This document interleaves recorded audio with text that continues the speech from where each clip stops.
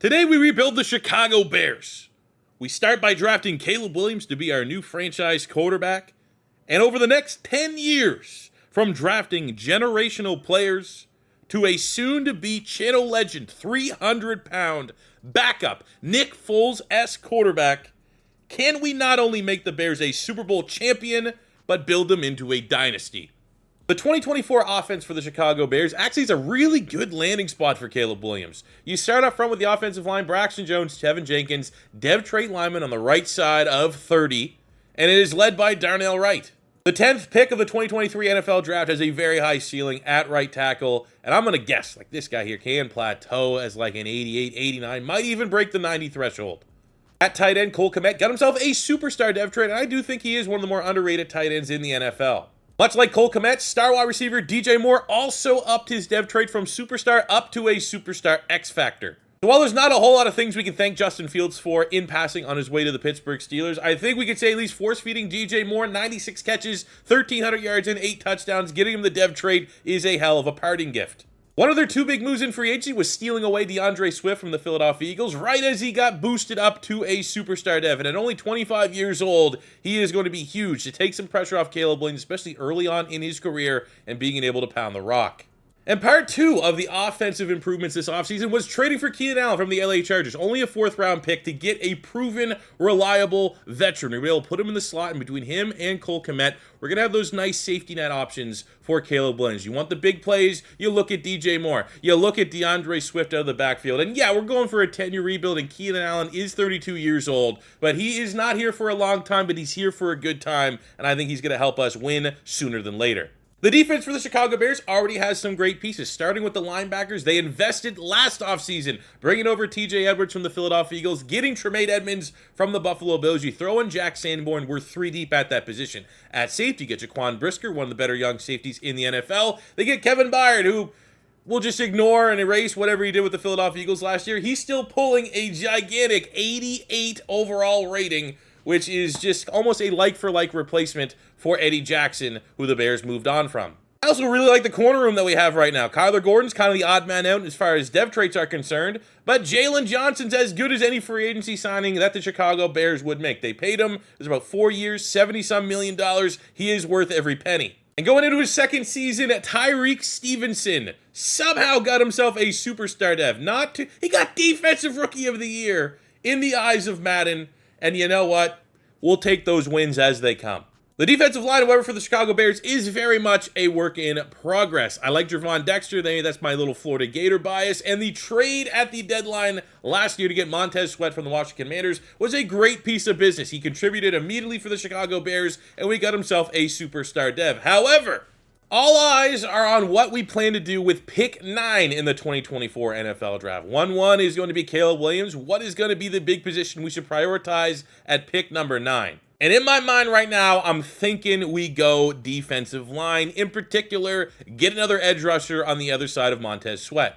So that's why after bringing in Caleb Williams for a private workout, with our 2 remaining, we got to consider the top 2 edge rushers in this year's draft class. Up first is Jared Verse out of Florida State, 6'4", 260, put on a show at the Combine. We got that A-power, B-finesse, a very well-rounded pass rusher. Or if you don't go Jared Verse, you go for an absolute dog out of the University of Alabama, Dallas Turner. If I had to say a personal preference, I would lean Dallas Turner because we have used Jared Verse in rebuilds before, and I think Dallas Turner might be a little more exciting if we can get him at pick 9. It's going to be a stretch to see if he still is on the board when that pick comes around. These mock drafts used to be reliable, but now they lie to you. But we have Caleb Williams at 1-1. It does currently project Dallas Turner to go pick 4 to the Arizona Cardinals, which means at 9, they have us going Byron Murphy, which wouldn't be a brutal fit on the interior. However, if we really want to go after edge rusher, it does look we're going to have a choice of Latu from UCLA or Jared Verse from Florida State. But we're not going to make anyone wait around. I hate it when teams that have the number 1 pick wait 10 minutes. They run the clock. We know what you're doing. You know what you're doing. And with the first pick of the 2024 NFL Draft, the Chicago Bears select quarterback out of USC, 4 A's across the board. Elite throw power. Pick 1 of 1 every single year in a franchise mode. Caleb Williams, welcome to the Chicago Bears. So we're able to trust the mock draft as Dallas Turner goes at pick 4 to the Arizona Cardinals. And at pick 9, we are going to be able to go to our second option, which is not really a second option. It's a 1A, 1B between Dallas Turner and Jared Verse. 2 Bs, a power move, looking at the physicals, good athlete, 4.59, ran the fastest 40-yard dash for defensive end at the combine. We get the hidden dev, and him and Montez Sweat are going to be wrecking quarterbacks' lives for the next 10 years. In the third round, I want to add a little more depth, a little more competition to the interior of the line. Leonard Taylor at one point in time was considered a fringe first-round pick during this draft process. You have Mason Smith from LSU, who has improved his stock during this offseason draft process. I think I'm going to go with the guy maybe with a little bit upside, maybe a better shot at a dev trait in Leonard Taylor III out of Miami. Just a normal dev. That's a pretty good athlete at 6'4", 320 pounds, 79 acceleration, 72 speed, 89 strength. There's a lot to work with there. With 2 picks in the 4th round, it's all about value at this point, and Xavier Legette should not still be on the board. Maybe a victim of this year, the 2024 NFL Draft, being absolutely stacked at wide receiver. We have A catch in traffic, B deeper running. He's 6'3", 227, runs a 4.40. We're looking to add some competition and also maybe a little bit of a successor potentially to Keenan Allen. Some players that he can, mentor, if you will, and Xavier Legette definitely fits that bill. Our second of our 3 4th-round picks, kind of just going to go best lineman available, and Jack Nelson at 6'5", 330. Looks like a guy that we could kind of cross-train if we need him to move inside to the interior. 3 Bs, athletically speaking, fairly solid for about this range of the draft. And I think I just more so like the size, like the frame, like the possibility to shuffle him around on the O-line. For our final pick of the draft in the 4th round, so no 5th, 6th, or 7th round for the Bears, I'm going to look at Jarian Jones, slot corner here out of Florida State. Gives us some prolific speed. I think you're getting dogged on the speed there. I think he's going to be faster than a 4.45 player coming off a big breakout season for Florida State. We get the late hidden dev trait. That is huge, and that is a hell of a developmental piece for our secondary. So there's not a better way to start this rebuild than this draft class. Only one player below a 70 overall. We maximized our picks. 71 hidden dev for Jarian Jones in the 4th round. 69 there. He's a legit 73 at wide receiver in the 4th round. Is insane value.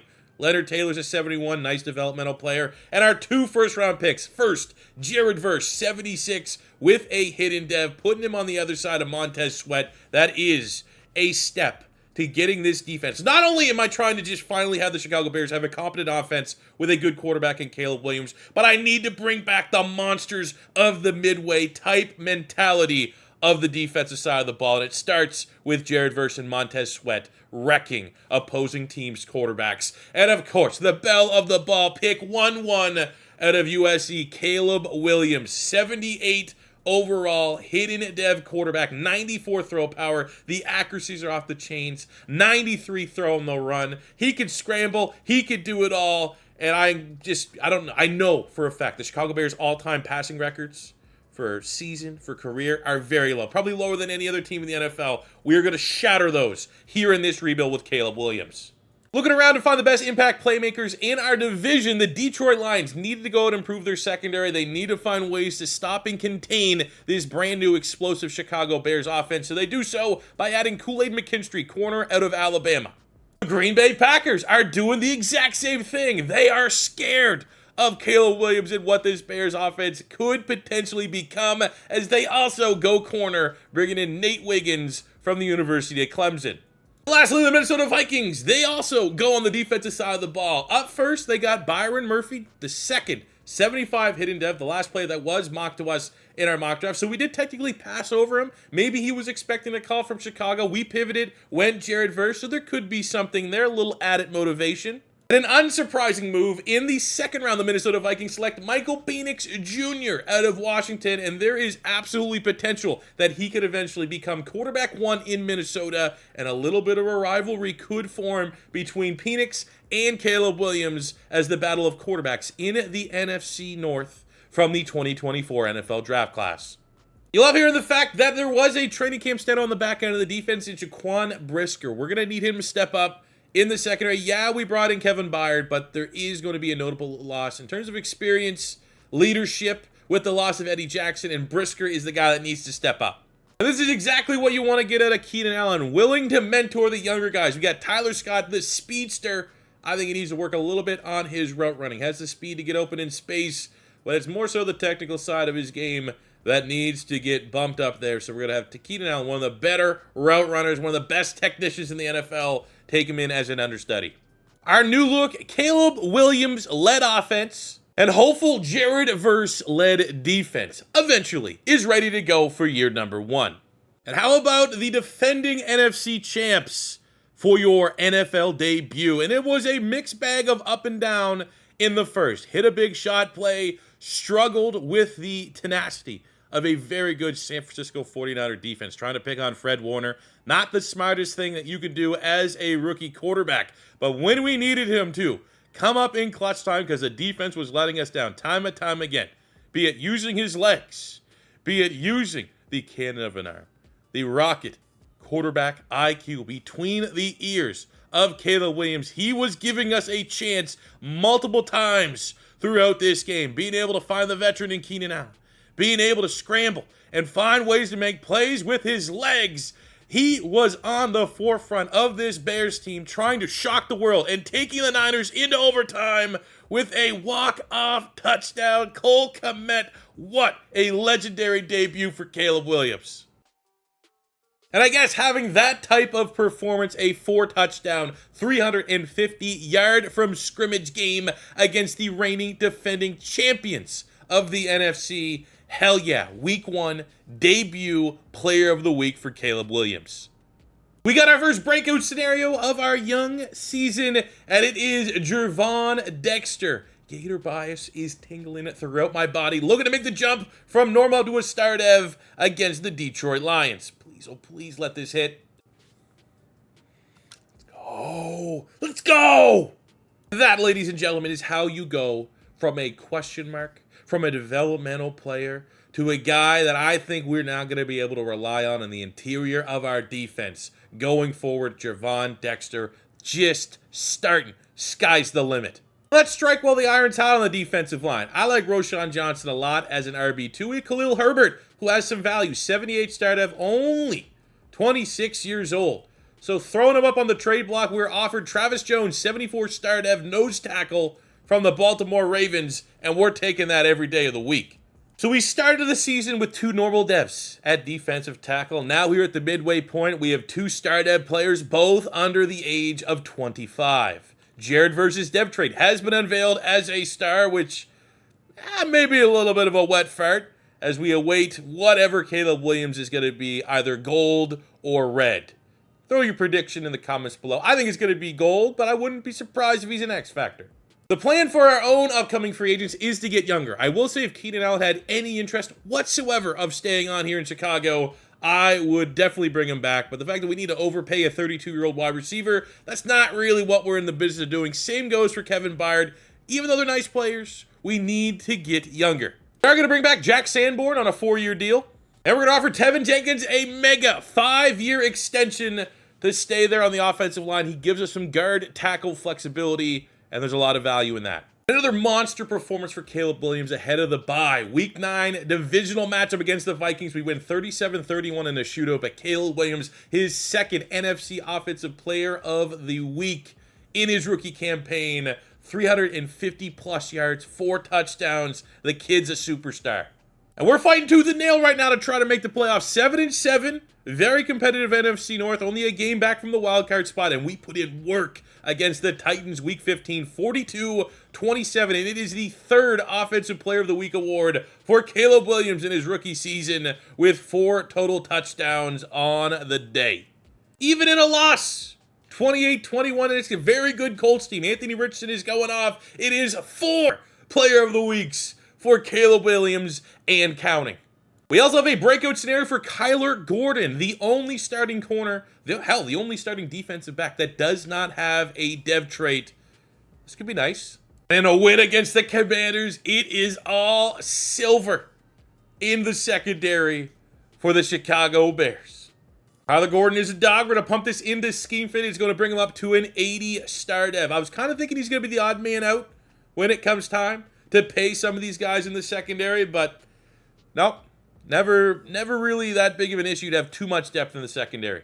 You throw in him, Jerry and Jones, you got the depth trait from this rookie draft class. We have a lot of depth. Hell, maybe a couple trade pieces down the line. A hell of a first year for the Chicago Bears, scratching and clawing their way into the wild card round, going 9-8. Some inconsistencies, though. We do finish with a top 10 offense. However, that passing numbers are pretty bad, especially knowing that we need to evolve this offense to maximize Caleb Williams. So I'm by no way, shape, or form committing to Matt Eberflus long term, and I do still think getting a quarterback guru type coach might be the most beneficial, especially because Eberflus is a defensive coach, and our defense was ranked 26th. That is dog shit. Caleb Williams was our lone award winner, winning Offensive Rookie of the Year, and it wasn't particularly close. He also finished just outside the top 5 in the MVP voting race. As far as breaking down the stats, not much in terms of passing yards, but anytime a rookie has 30 touchdowns to 3 interceptions, you feel pretty good about that, as well as utilizing his legs for almost 850 yards, 6 rushing touchdowns. DeAndre Swift had a hell of a first campaign in Chicago. This is not good, though. This is not what you want to see. This is where you have Cole Kmet Superstar, DJ Moore X Factor, Keenan Allen X Factor, and these limited passing numbers are only going to cause them to lose their dev traits. And on the topic of Matt Eberflus, I mean, he's a defensive head coach, but I'm not seeing the immediate return on investments. The sacks are very disappointing for both Montez Sweat and Jared Verse. 4 picks for Jalen Johnson is somewhat acceptable, but ultimately, what is this guy doing to justify keeping his job? We're in an awkward spot. What do you do when you have a defensive head coach who did make the playoffs and break a drought here for the Chicago Bears, which is a massive positive, but is a defensive head coach with a dog shit defense and an offense that is only going to lose and regress our offensive skill position players because it's just not going to be good enough. So I think we give him one more season to see if offensively he can turn it around. Plus, we have a chance to surprise the world here, year 1 playoff run. But I'm going to be honest, it's not looking great for Matt Eberflus beyond next season. God damn, Matt Eberflus must have heard the calls for his job. We go and get a playoff victory in the battle of the 2 top rookie quarterbacks, Drake May and Caleb Williams. Caleb Williams comes out on top, 180 yards passing, 2 touchdowns. We're able to also throw in a rushing touchdown. Solid performance from DeAndre Swift. Looking at it, you get the experience of Keenan Allen out there. DJ Moore with a touchdown. The defense plays good enough. 1 sack there, TJ Edwards, 1 pick from Jalen Johnson, and we have earned the right to move on to face the Cowboys. We can appreciate Tremaine Edmonds, player of the week on the defensive side of the ball, 9 tackles with a pick, but do you think we beat Dallas year 1? Do you? End up losing a close one at 21-14 and sit back and watch our bitter division rival Detroit Lions go within a win of the Super Bowl. Dak Prescott tried his best to be Dak Prescott in the playoffs with 2 picks to 1 touchdown. Caleb Williams played well, but unfortunately, we're just at 2 different sides of the spectrum now. Dallas is win now, Super Bowl contender, whereas the Chicago Bears were still very much a work in progress. Caleb Williams finishes his rookie campaign, Offensive Rookie of the Year, MVP shortlist, as a superstar dev. Unfortunately, we did not get the great role of Offensive Rookie of the Year award, yielding a dev trait increase. But I think as long as we figure out the offense, be it that Matt Eberflus is our coach or not, I think it's going to be expected we hit an X factor at some point with Caleb Williams. Unfortunately, the limitations of our passing offense have caused DJ Moore, and only DJ Moore, to go down a dev trait on the offensive side of the ball from X factor to a superstar. And on our underperforming defense, only Montez Sweat suffered regression, going from superstar down to a star. But overall, our pass rush, with the trade for Montez Sweat last year, investing a top pick in Jared Verse, not nearly good enough at all. And let's be honest, who cares about this Super Bowl? Gross. Of course they won. Gross. The more I think about it, if we are going to give Matt Eberflus 1 year to see if the offense can somehow turn it around, we should at least extend an offer to Keenan Allen. So I'm going to try. This is our best bet. There was never a whole lot of interest for him to stay here anyway, so we appreciate him for helping out, ease the waters a little bit during Caleb Williams' rookie season, but we do generally need to get younger at that position. Before free agency, we got to trim the fat a little bit, so we have DeMarcus Walker here, who will free up just around $5 million in salary cap. Our offseason plan, offensively, I really want to see if we can add a young playmaker to the wide receiver spot after letting Keenan Allen hit the open market. And defensively, even though it looks to be there's talent there, our pass rush has to get figured out, and we could look at a free safety. Again, very similar to Keenan Allen, getting younger by letting Kevin Byard walk. We need to find a good replacement. Now, the top pass rusher we can look to bring in is Khalil Mack, a little reuniting here in Chicago. However, you know, that's just going to honestly stunt the growth of Jared Verse if we decide to pivot like that. I think we're just going to trust the defense will get it corrected in year 2. So our lone free agent target is the Canadian Javon Holland, formerly of the Miami Dolphins. It's expensive. I did ponder. We have depth in the secondary. Could a Kyler Gordon switch to free safety? Could a Tariq Stevenson? I know for sure he could switch to free safety, but when there's a big-time player like Javon Holland, a natural at that position that shows interest in buying into the project that we are trying to build here in Chicago, you got to take it, plus Canadian bias. And the final mock draft before the draft has us going middle linebacker, talented linebacker Barrett Carter out of Clemson. However, I am personally going to be trying to grab the best wide receiver available at 26. Wide receivers. We missed our first shot at the top 2 wide receivers. They're already off the board. So we have Evan Stewart, who we fully scouted, first, second round talent, former top wide receiver out of high school. A deep route running, B catching, B release. Pretty good athlete, goods and greats all across the board. However, it's about time the world gets introduced to Nick Harbor, 6'5", 243. He's a project. It's a top fit for our schemes. Just remember that size. He's like if you put Montez Sweat at wide receiver. 4'3", 29 reps on the bench press, elite strength, elite speed, elite acceleration. If we're going to have a little fun, let's have it right now. Welcome to Chicago, Nick freaking Harbor. And honestly, I think on the come around here, pick 10 in the second round, Evan Stewart's still on the board. We did our scouting. We could arguably add that, completion to our wide receiver room. DJ Moore. Evan Stewart's more pro-ready than Harbor. Harbor, even though he has the freak athletic traits, he is very much a project. So why not we get Stewart right now who can contribute right away and have Harbor as our developmental option? We have a second round pick, but looking at the board, looking at our team needs, I think it was best to entertain this offer from the Eagles where we can pick up a second and a third essentially next season. That's too good to pass up on. I hate to do a legacy pick, especially knowing that we have Jake Slaughter who has 4 A's across the board there. And looks, but Olin Kreutz's kid, come on, you gotta give him a chance. Braxton Jones is in a contract year, so hey, let's try to take a little swing here. Oh, we get the dev trait on a tackle, developmental swing tackle, likely as a rookie. Darius Washington, Florida State. TJ Edwards also had a contract, so linebacking depth. Let's go with Shamar James, A-zone coverage, elite speed out of Florida. In the market for a punter, Alex Mastromano. From Florida State, we got B kick accuracy as well as solid kick power. Should be close to a 70. Let's go all in on getting cheap special teams. Bert Auburn, kicker from Texas, rounds out our draft. Very happy with the draft haul. 72 and 70 for the special teamers. James 65, a little on the light end. 71 hidden dev for Darius Washington at tackle. 68 hidden dev, so a bit of a project there for Josh Kreutz, but you'll be able to sit and learn this year behind Ryan Bates. Evan Stewart, 74 hidden dev in the second round. And, contributor. He's going to be able to be a day 1 contributor. And I'm not surprised he has a higher rating than Harbor. However, Harbor has first round traits. 6'5", 243, 20 years old, 96 speed, 97 acceleration, catching, route running, all that stuff, kind of dog water. He has the 85 catch in traffic. Hell, he might be a tight end. He's just going to be a utility weapon for the time being as he finds his footing in the NFL. But man, oh man, if we can get him to hit, if we can get him and Caleb Williams become a lethal 1-2 connection, it's game over. This guy could be unstoppable. He could be what, Dorial Green Beckham should have been. Damn, interesting enough, Vikings in the first round go wide receiver. Some of those in our conversation of potential picks. They go Emeka Ibuka, 73, no dev trait. Interesting. Green Bay continues to buff up the middle of their defense, getting Dayon Walker, the nose tackle from Kentucky, 73 with a hidden dev. It's going to be that much more difficult to run it with DeAndre Swift and Caleb Williams. A little bit of a wet fart for the Detroit Lions. Donovan Jackson on the offensive line, 70 with a normal dev.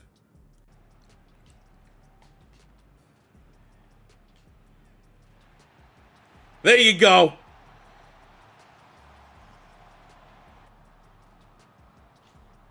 How about in the red zone, too?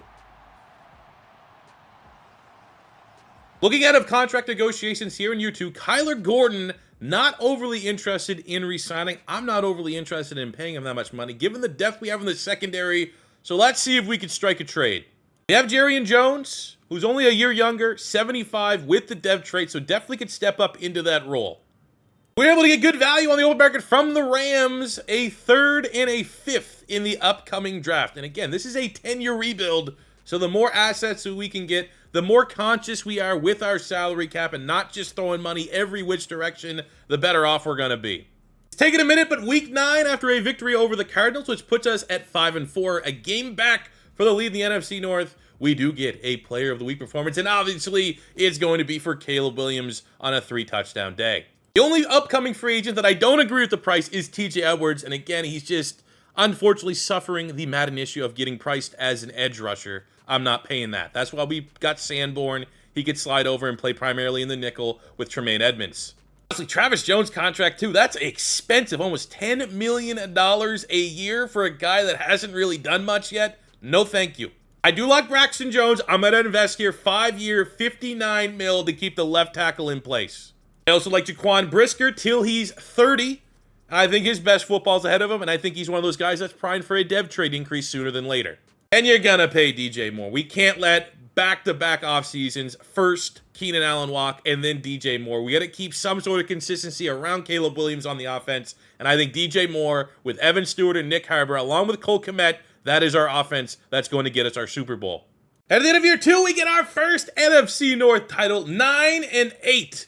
However, the offense still not really where we need to be. Credit where credit's due. He picked up on the defense. He's a defensive coach. We finished with a top 5 unit. However, how the sausage is made of that top 5, not great. 24th in pass, 20th against the run. He's gonna need to go on a heavy playoff run for me to consider keeping him around for another season. Statistically, Caleb Williams, great again. 27 touchdowns to only 1 interception. He's playing like the guy that he says is the best quarterback of all time. Aaron Rodgers, his favorite quarterback. The rushing numbers are there. Not bad from DeAndre Swift. It's just, our offense is cannibalizing the talent we have at wide receiver. DJ Moore, who we just re-signed, likely going to lose that superstar dev. Harbor, not bad. Especially for a freak athlete, a work in progress. I was kind of hoping we might roll something better than a star dev. Not the case. Stewart and Kmet also just victims of a not great offense. What makes up a top 5 defense? Well, the sacks are a little better with 10 and 13 for Montez Sweat, but still getting absolutely nothing from Jared Verse, and our interception numbers are average to say the least. Get his ass out of here. We fall the first round, 1 and done to the Rams, 21-14. And our defense, this Matt Eberflus defense, choked, giving up 14 points in the 4th quarter to Arch Manning and the LA Rams. So the Chicago Bears are on the clock for their next head coach. Shout out the Eagles for winning the Super Bowl here in year 2 in a competitive game against the Baltimore Ravens. Shockingly, on the offensive side of the ball, DJ Moore keeps his superstar. The only regression was Cole Kmet losing his superstar dev. Our 3 rookies, Kreutz, Nick Harbor, and Evan Stewart, all finished with star devs from the rookie campaign. Along the defensive side of the ball, Tremaine Edmonds takes his development to another level, becoming our lone X factor on the defensive side of the ball. We're going to shock the world with our new head coach. Whoa! Did we just save Eberflus's job? We got Sean Payton as our offensive coordinator. I wanted him to head coach Matt Eberflus with the Hail Mary to keep his job. Hands over the reins to Sean Payton. Credit where credit's due. I like a guy that can throw someone under the bus. Let's see if Sean Payton can work some magic with Caleb. We skipped out on free agency this year. Nothing crazy was available for us in terms of upgrades, but some pretty big moves around the league. Travis Kelce's going to finish his career in Seattle, like Jerry Rice. Ronnie Stanley to the Denver Broncos. Charvarius Ward to the Jets. Joe Tooney to the Jets. And the biggest signing was Mark Andrews joining Kyle Pitts in Atlanta. I absolutely hate the board at pick 20. I'm not even going to show you the players. It's garbage. So what I'm going to do, again, it's a 10-year rebuild, so thinking long-term down the line, especially when we're only in year 2, is going to be beneficial. So we can trade our first round this year to get a first round next year, so we're going to have 2, a second and a third. The Colts are pretty much giving up their draft to get this selection, and that is too good for us to pass up. And it also goes without saying, I got 2 guys that are going to go day 2 that I think are going to be freaks, and I think we're going to be able to get them as well. It's going to be better than having a first round pick. So we're our first pick. We have pick 20 and 32 in the second round. So even trading out of the first round, we're still fine. Top target for us. We need another D tackle to play alongside Gervon Dexter. We got two real nice D tackles here, Paul Metcalf and Shane Falk. Identical letter grades.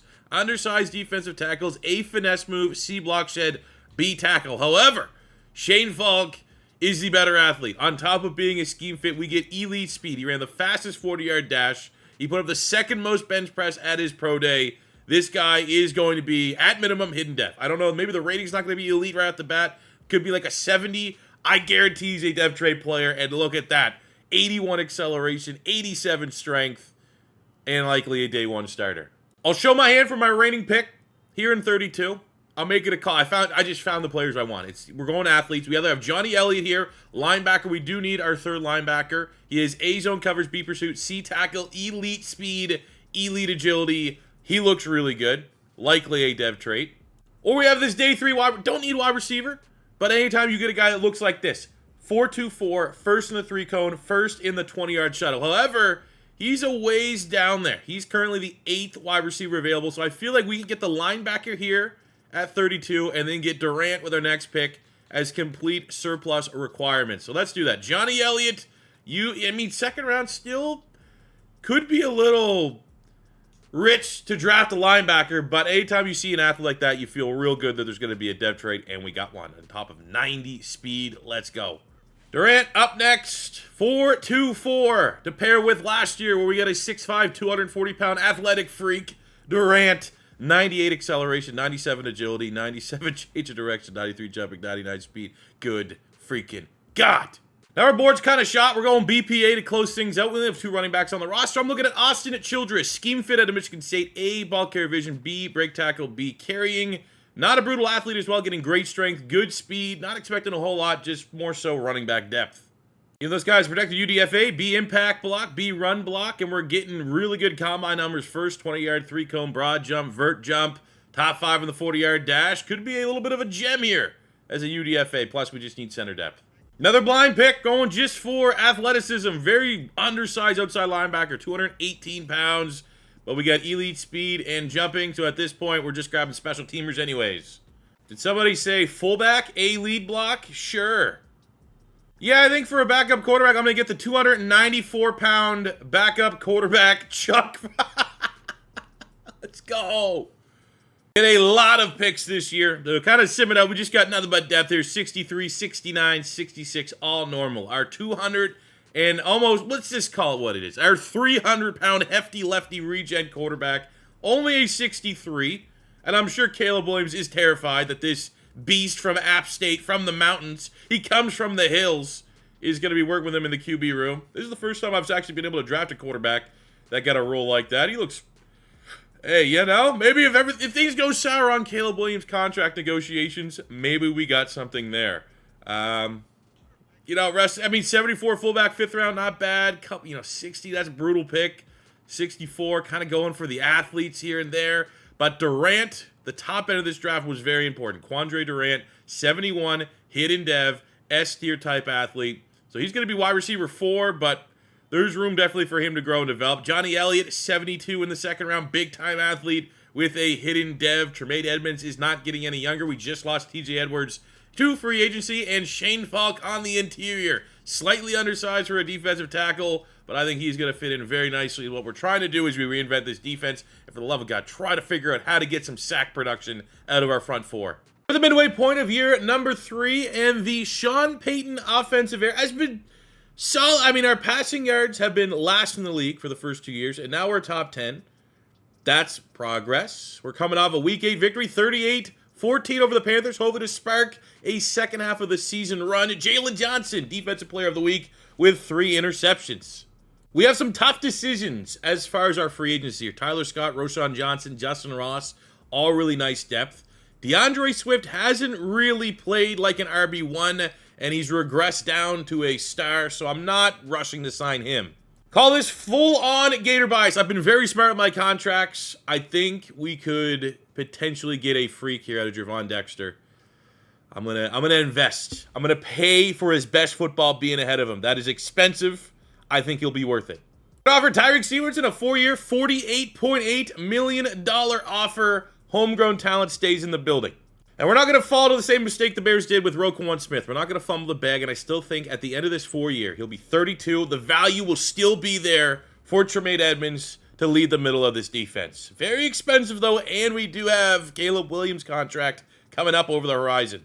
At the end of year 3, I'd hate to have a revolving door of coaches, but this team is underperforming. 9-8, we squeak into the playoffs, sure, and it's going to take a deep playoff run for me to keep both Eberflus and Sean Payton. Sean Payton came in with a job to do, and his offense is just as bang on average. We have a small window of trying to win while we're on Caleb Williams' rookie contract, and it is not happening. Credit for Eberflus. His defense is 8th overall, but again, how the sausage is made is not particularly impressive. Our pass defense is not great. Our rush defense is not great. We're just keeping them out the end zone. How much value do you really put on that? Caleb Williams' production is not brutal, but his interceptions are up. So I'm starting just to get the vibes that maybe he is not the best fit for Sean Payton. And what that really means is maybe Sean Payton's not the best fit here in Chicago. Even the wide receivers. I mean, we got a couple thousand yarders, which is nice. Nick Harper went off, 68 catches, 1,100 yards, 15 touchdowns, 1,007 for DJ Moore. But is that really enough to keep Sean Payton around? On the defensive side, the sacks are still not great. Shane Falk, our top pick, 7 sacks, 12 TFLs, and he's a superstar dev playmaker. That's pretty badass. Both Jalen Johnson and Jerry Jones finishing with 4 picks each. Pretty nice. But despite Tremaine Edmunds' Defensive Player of the Week's effort, we are 0-1, one and done, and it wasn't particularly close. It's time to clean shop. The Ravens and Lamar Jackson to close off year 3 go on and get themselves their first Super Bowl. Congrats. We stand Lamar Jackson on this channel. Always have, always will. The good, the bad, as we clean out our lockers year 3. The bad is we lose the superstar dev on DJ Moore. The good offensively is Nick Harper on a breakout year goes up to a superstar, and Durant, the 4-2 speedster from the draft, also has a superstar dev. And right now, he makes his impact on special teams. I said I want to kind of go back through history, recreate the monsters of the Midway defense. But for the time being, do we maybe have a little Devin Hester action on special teams as Durant is kind of buried right now on the depth chart at wide receiver? That could be kind of cool, something to watch. On the defensive side of the ball, Falk, our top pick in the 2nd round, superstar def. So we didn't technically have a 1st round pick. We traded up, so we have 2 1st round picks this upcoming draft. And we still get 2 superstar playmakers, which is awesome. Tyreek Stevenson lost his superstar, but we gained a superstar on both Jalen Johnson and Jerry Jones with 4 picks each. But as I stated, we got a clean house. We are just burning years after years.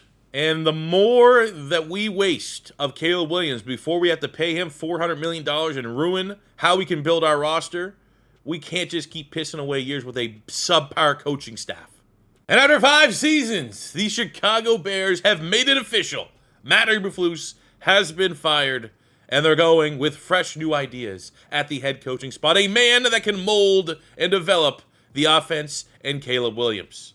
Ladies and gentlemen, let me introduce you new Bears head coach, Lou Sassel. We've surrounded it with talent. We got Kevin O'Connell, former Minnesota Vikings head coach. We got that Vikings offensive playbook, which you know is very, very good. We got Sammy Rios, who we hired from the Sean McDermott Buffalo Bills defense. So we got a complete revamp, and I think Lou Sassel's the man that's going to get the most out of Caleb and get us back to a Super Bowl.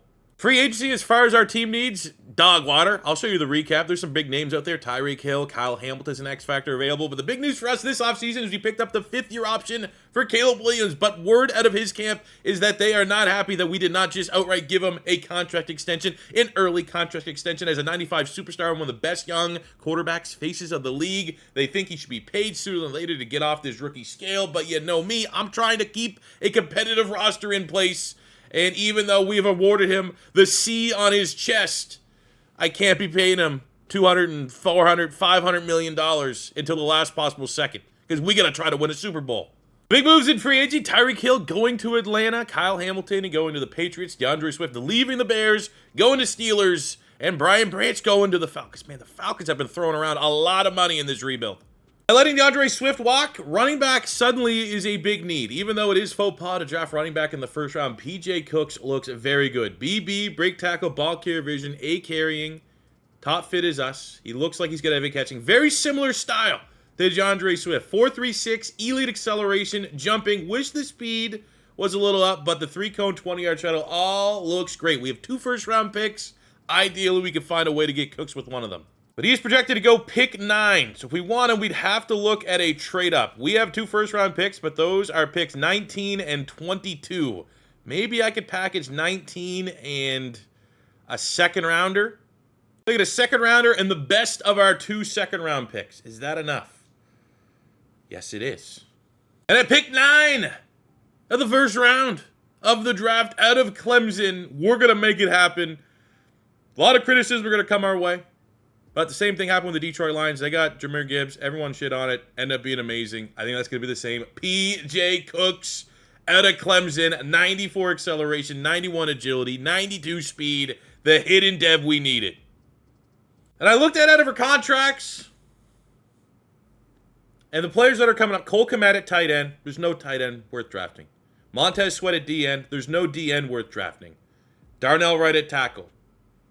We have at least someone that looks like a stud tackle. 6'8". We got a run block, a impact block.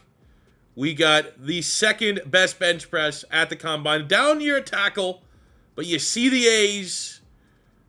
Usually pretty good. Slight reach, projected to go in the second round, but I think we pivot. We go towards tackle and maybe save a couple bucks on not extending Darnell Wright. Where are my size queens at, huh?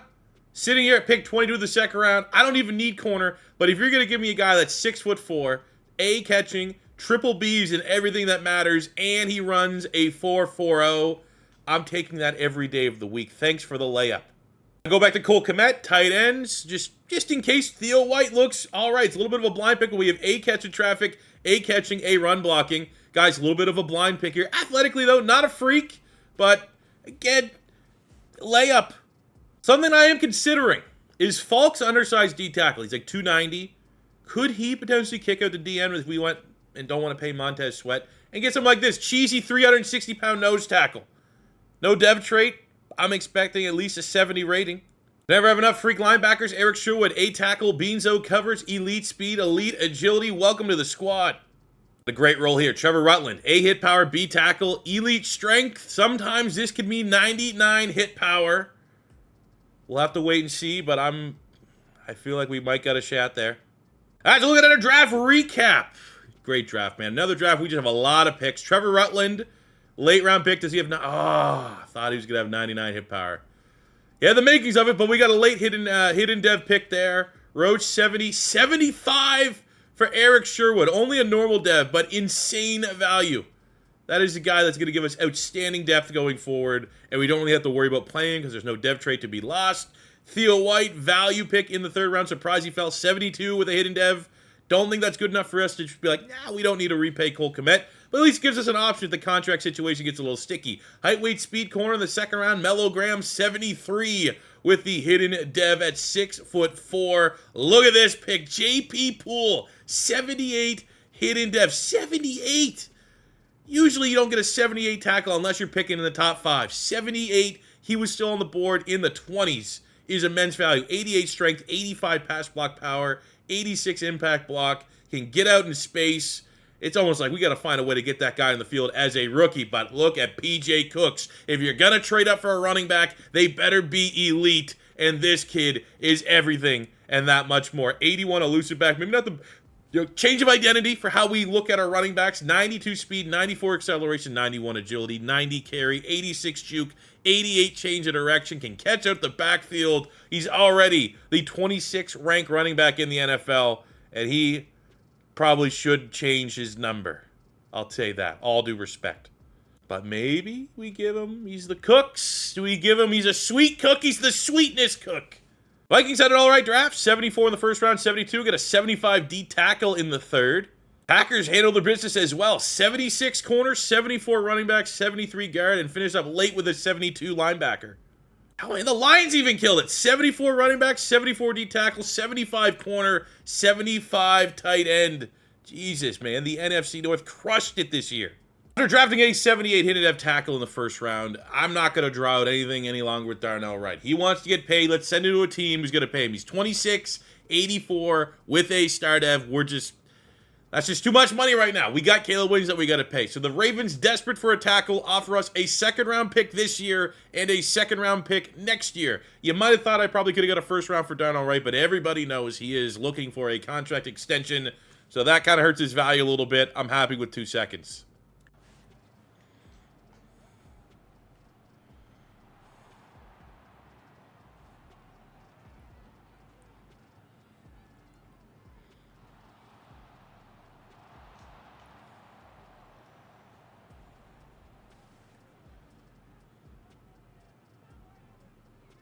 Touchdown.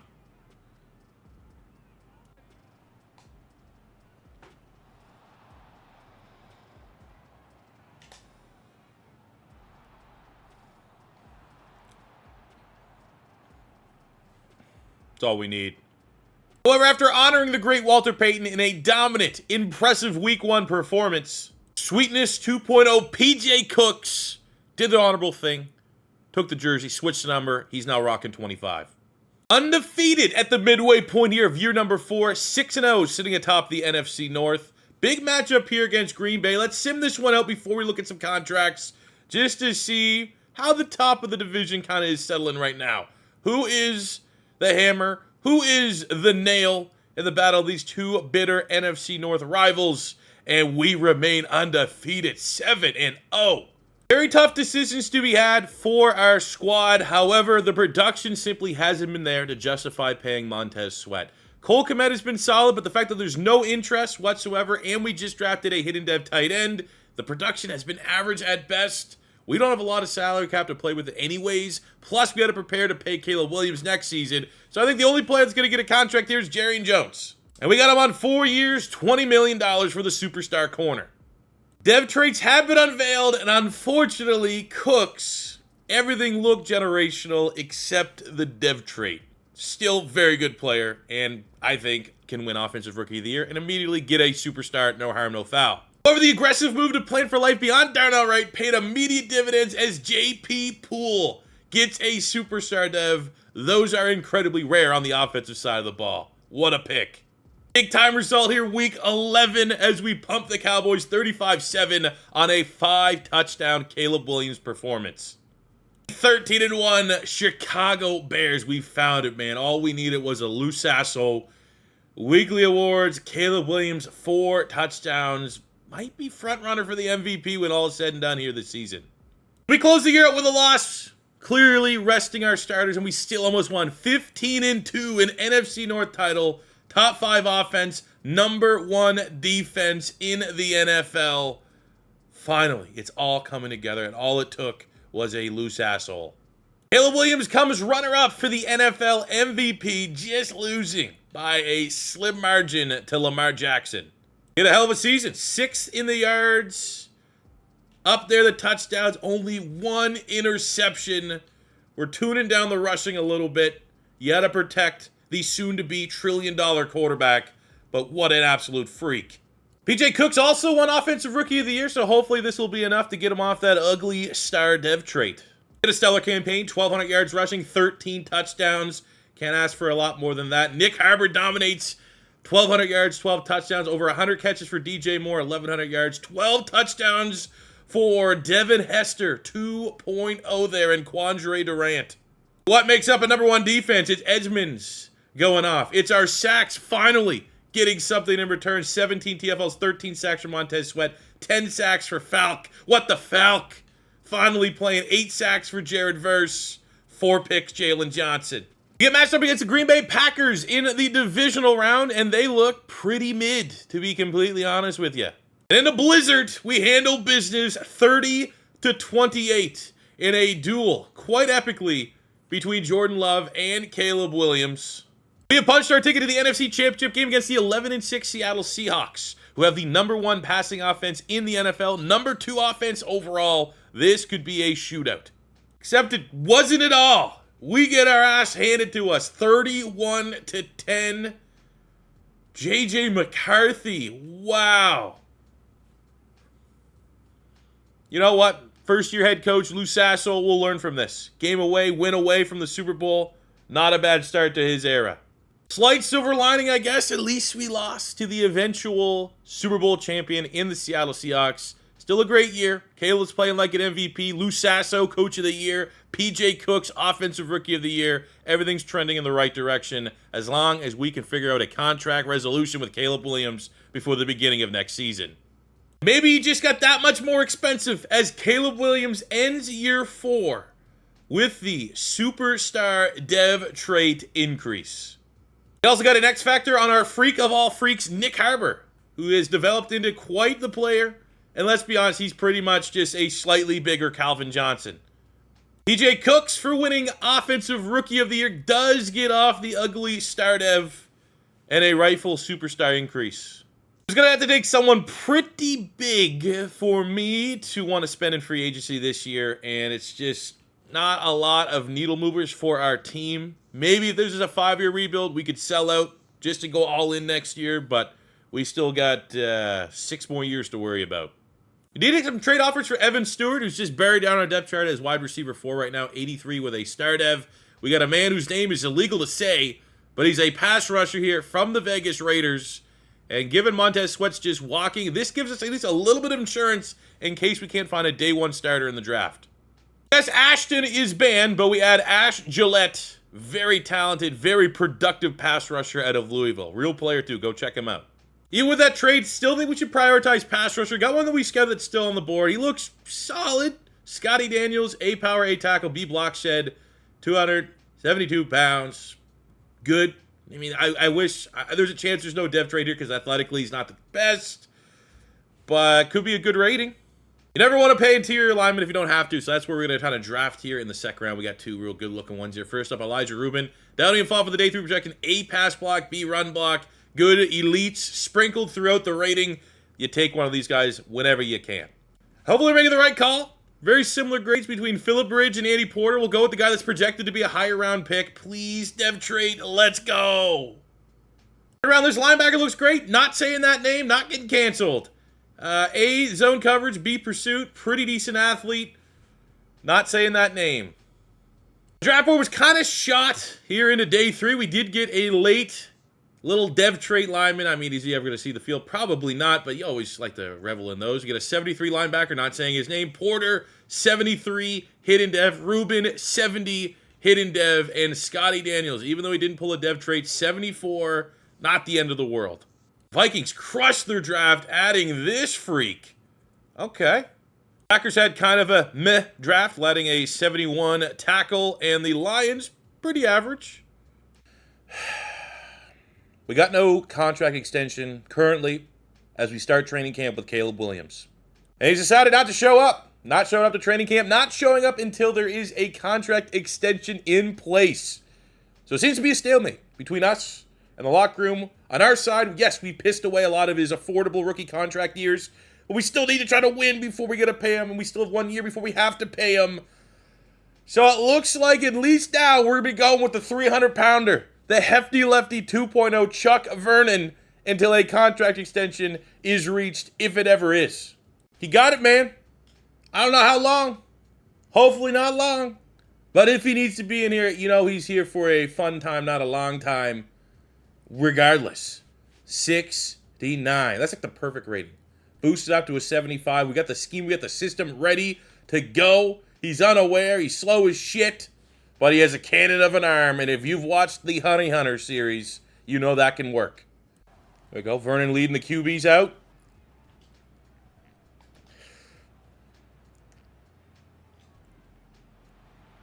Show that. Flames.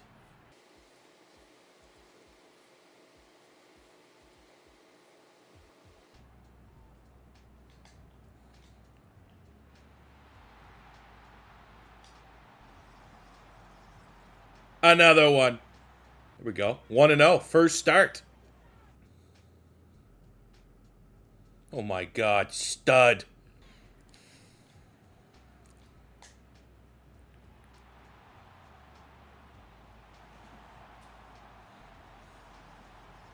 We go.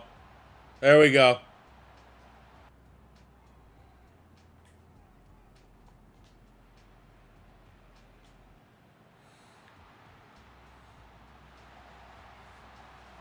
Stud.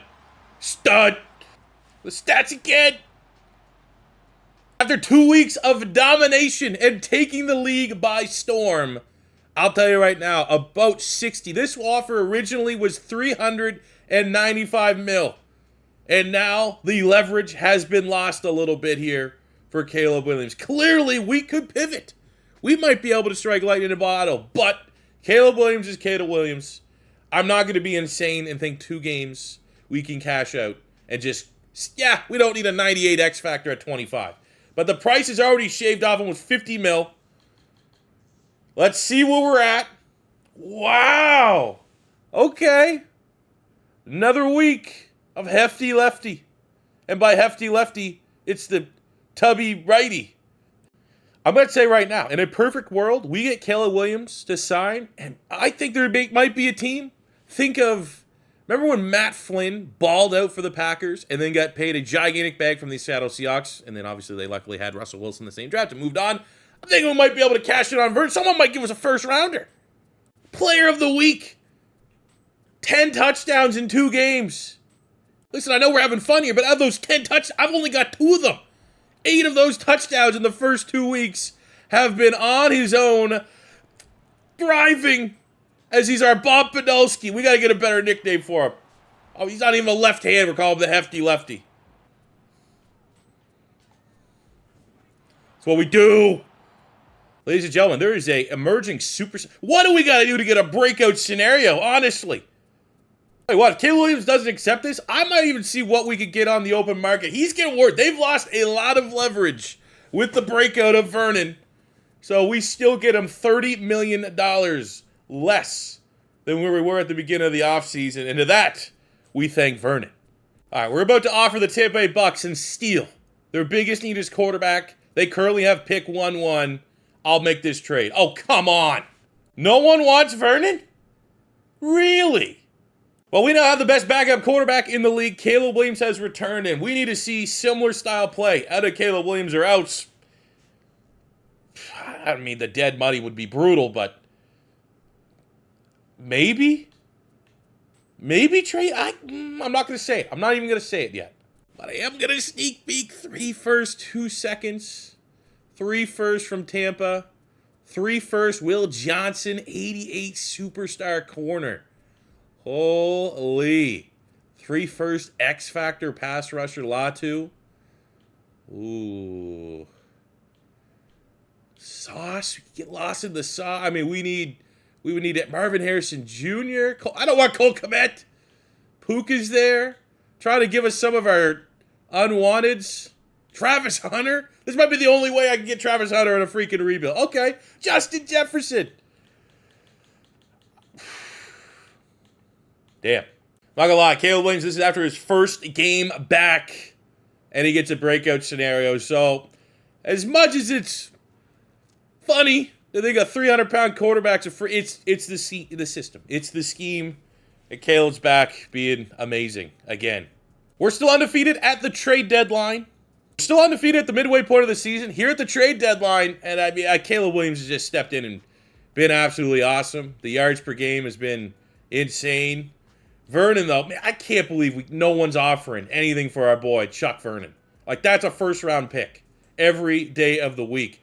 And if no one's going to offer him anything, I guess we still just keep in case Caleb Williams gets out of line. Just 14 touchdowns, no picks. No one wants him? We want him. We'll keep him. Fine. The unfortunate news is after paying Caleb Williams, I have no money to offer Jalen Johnson at this point. I have no money to offer Jared Verse at this point. Darius Washington, Josh Kreutz, not being swayed by his dad's influence within the organization. No interest in re-signing. So I guess the argument could be made. We go with the 300-pounder. We could pay everyone easily. We could pay everyone easily for the remainder of this 10-year rebuild. But, you know, we might have messed up and didn't go that direction. The Bears close out year 5, halfway through the rebuild, 13-4, our second straight and second total NFC North title. You look at the stats, pretty good. Rushing yards could be better, but we're so dominant throwing the football. You know, we got to be happy we got Caleb Williams, even though we're very much paying for that type of production. Defense as well, not too shabby. Top 10 with one of the best passing defenses in the league. We obviously know the quarterback play was very good, and you only imagine if Caleb Williams played the first three, those stats would be even better. Both Nick Harbor and DJ Moore had big-time seasons, but Nick Harbor, good freaking God. He's developed into an absolute monster and got awarded as such best wide receiver in the NFC. Scotty Daniels, our top pick, also won Defensive Rookie of the Year. He's on a normal dev, so that should yield a dev trade increase up to a star, which is important because we can't afford to keep Jared Verse next season. Pretty respectable numbers. 8 TFLs, 6.5 sacks, better than Jared Verse. So, like, what are we going to be really paying for here with Verse? Have not got a single consistent season out of him. Or an 88 overall. Has he ever got more than 8 sacks? Once. Not good. And he wants $70, $80 million. Yeah, right. I don't know how we didn't get a first-round bye, but we handled business in the first round. 24-17 over the Arizona Cardinals. A clean game in particular from Caleb Williams. Tough matchup as always in the divisional round against the 9-8 Cowboys. Don't let the record fool you. They're still the Cowboys in Madden 24. We'll handle business in an absolute shootout, 41-28. Let's go. Another stellar game from Caleb Williams. The NFC Championship game has been set. The 2-seed Bears against the 6-seed Rams are likely going to go play the Chiefs for the Super Bowl. Holy shit. Congrats to the... More surprised with the Broncos than I am with us, honestly. 26, very close. Luckily, we got 10 points in the fourth to see it out, defeating Arch Manning and the Rams. Not a great game from Caleb Williams, 285 yards. No touchdowns with a pick. Our run game was something. Nick Harbor and DJ Moore had ridiculous years, 1 and 2 in wide receiver of the year voting. And rightfully so. Shane Falk, who's going to have to be the guy with Jared Verse leaving after this season. Very impressive.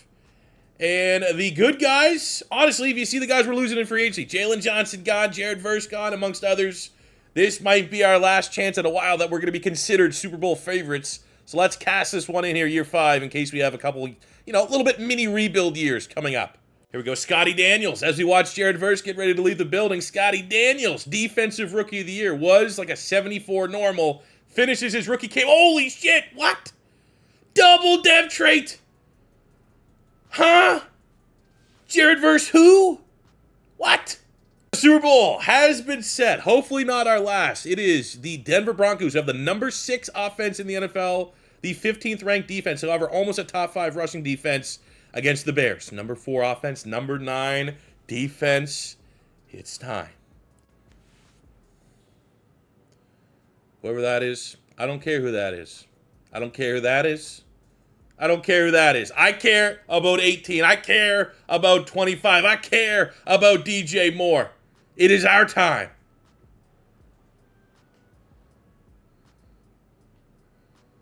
All right, opening quarter. We march down the field, get the first score of the game. Defense starting out hot. Exactly what we want to see. Denver able to respond. A little bit of momentum there. Slow score. I thought it was going to be a shootout. Denver kicks the field goal. We get points. A touchdown. Before the end of the first half, we give up a lazy field goal, which I'm not too happy about. We settle for a field goal on our opening drive. We get the instant touchdown. Very nice. 2 instant scores. This team is freaking built differently. And on 3rd and 1, we got to at least hop in once. We've pretty much got a foregone conclusion here. Let's hit a little seal the deal.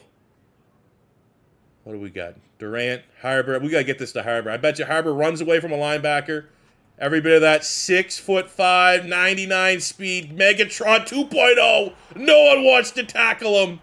And in year 5 of our 10-year rebuild, the Chicago Bears, Caleb Williams, start of the year, holdout, drama, then a 300-pound, lovable teddy bear of a man comes in, goes 14 touchdowns, no picks. Caleb Williams slashes cut rate, $50 million off the contract he was looking for because he knows it's the scheme. He knows there's not a better scheme in the NFL. He doesn't want to go to the Jets. He doesn't want to go to the Jaguars. He wants to stay here. So we get $50 million saved. We get our Super Bowl. And yeah, we're going to take a step back. We're losing a lot of talent. You can't afford to keep everybody. But you can keep some people. As long as we have this guy, this very expensive guy, This won't be the last time we're in a Super Bowl. This won't be the last time we win a Super Bowl. MVP, Caleb Williams. Let's go. Got a little bit of influx here. The increase of salary cap. Jared Verse, not worth half of that for the production that we've got. We have replacements on the interior of the line. Jalen Johnson's been good. And I know he's getting up there in age a little bit. But a 1 year, $13.9 mil. I mean, he's been a reliable 4 interceptions, it feels like, every year. He's a little bit of a legend. He's one of our homegrown OGs. We'll keep him for one more.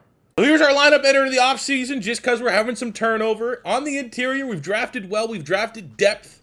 So the O-line still looks good. White's been able to step up. No more Cole Kmet, so we've been fine. Our wide receivers, Harbor, Moore, the superstars, all up the board. The offense is fine. Defensively, Falk bumps up to a X factor. Daniel somehow got that double dev trait, which is incredible. Yeah, we lost a superstar on Jalen Johnson, but you look at the defense, we need an edge rusher. That is it. So be it the draft, be it someone in free agency, it's likely going to be the draft because we don't have a lot of money. We're going to be ready to run it back, even with the amount of talent that just left via free agency because Caleb Williams' contract. So I scouted 3 edge rushers for this year's draft. I like Will Burks. I wasn't scared off by the low-key ratings because he has elite acceleration. The 3-cone, that's very good. But second, third round talent did not scout out the best. My second of 3 was Gil Russell, power rusher. Great letter grades. A tackle, B power, B block shed, 6'4", 276, 37 reps on the bench. I don't know how that didn't give him elite strength. And not a bad athlete, 4'6". But there is a belle of the ball. And it is left outside. It's a speed rusher, Gary Pittman. He's not a top 5 pick. Probably should be. We have A, pursuit. We have A, finesse move, A, awareness. Usually that's elite. And then you throw the fact that he has elite acceleration, jumping, and speed. 4, 5, 8 at his pro day. 3-cone drill. Elite. Vert jump. Elite. He is the guy I want. However, he's going pick 5. And of course, since I showed interest in him, he went up 10 spots. So, I don't know if that's doable. Now, I've been very protective of my draft picks. We're not trading like crazy because it's a marathon, not a sprint. We're going 10 years, not 5 years. However, you see those types of traits and athleticism on a pass rusher, my gut says superstar depth. That's going to be a superstar pass rusher on a rookie contract for 5 years. For the rest of the rebuild, we're not going to have to worry about the pass rush. So I give him our first round this year, which is the last pick. We give him a first round next year, which is likely still going to be a pick in the bottom 10-ish at worst. We gave up 2 seconds this year, and we had to give up a franchise quarterback in the making. Vernon, 14 touchdowns, no picks in 3 games. We cash out, and of course it has to be a team in the division, so that if he pans out, if he develops and becomes the next great thing and plays better than Caleb Williams, of course we're going to be able to sit there right in front of our goddamn faces and watch it happen on the Lions. So a big-time trade, and if this guy... First of all, if the mock draft lies to us, because the mock drafts have lied to us in the past, I'm going to shit a brick. But if this guy is star depth, if he's like Crooks, we thought we had a generational running back in Crooks, and he came with the star depth. I don't pay this amount of picks for anything worse than a superstar. So that's a lot of pressure. Let's go live, just because sometimes the mock draft can lie to you. Chambers, wide receiver, Ohio State. Cooper, tackle, Mizzou. Caldwell, edge rusher, Florida. Billy Drescher, linebacker at pick 5. Oh man, you know, it's this. I will say, for content reasons, if this is normal dev, it might be better than if he ends up being a superstar at X Factor. Just Gary Pittman, I've traded the all-time meme quarterback, legendary meme quarterback, in 2 firsts and 2 seconds. Please have a dev trait. First step complete. My board is terrible right now. I needed safety depth. Both of our safeties, Brisker and Holland, up for contract negotiation. We need wide receiver, Harbor. All 3 of our wideouts, Harder, DJ Moore, and Devin Hester 2.0, all up for contract extensions. The wide receiver market's dog shit. The safeties are terrible in this draft. So this is really my last pick here that I feel decent about. Lindsey Richardson, A tackle, B pursuit, elite speed, and acceleration. Damn, not what we're looking for. Now, we did find this guy in the 7th round. That brings S tier. Like, I was shocked. There is no dev trait. Maybe more of a Devin Hester, 2.0 Reggie Goodwin. But the draft is incredibly top-heavy. Gary Pittman, I'm not going to lie, 75 a little low. You're trading multiple first-round picks. You're looking for guys that are 78 X factors. 75 makes me think, ooh. My gut saying he's going to be a star, and I'm going to lose my mind in 500 reps. Lions had a pretty meh draft. Packers had a pretty meh draft. But the Minnesota Vikings, they mean business. 77 corner. No dev, still 77 out the box in the third round is ridiculous value. They get a 74 safety in a weak safety class, probably one of the best, and an 81 corner at pick 6 in the draft. Cecil Jones, guy looks like a beast. Gary Pittman, the man we traded 2 first-round picks, 2 second-round picks, and a 300-pound love machine at quarterback, ends up being a superstar X factor, so he justifies the massive price tag we paid with Detroit, who definitely made us overpay a little bit. I'll take a superstar X factor for 2 firsts every day of the week. With $107 million of salary cap, we need to be smart. We have a lot of players that are up for grabs. Tevin Jenkins, $17 million for a 31-year-old guard on a 1-year rental. A little expensive. I like Jaquan Brisker, 2 years, 28. We don't have a lot of depth at safety right now, so I think that's important to kind of have him there as a veteran leader on the back end. I think we're getting a deal on Quandre Durant. 5 years, $50 million for a 99-speed freak of nature who's emerging from just being a special teams ace to a legitimate weapon downfield.